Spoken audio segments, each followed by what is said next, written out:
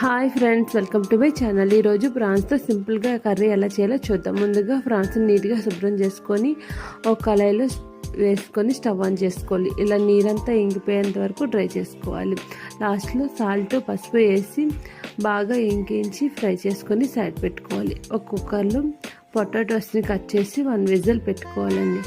తర్వాత ఒక బౌల్ తీసుకొని అందులో ఆయిల్, ఆనియన్, పచ్చిమిర్చి, టమాటోస్ వేసుకొని ఫ్రై చేయాలి. అల్లం వెల్లుల్లి పేస్ట్ వేసుకొని సాల్ట్, పసుపు, కారము, ధనియా పౌడర్, గరం మసాలా వేసి ఫ్రై చేసుకోవాలి.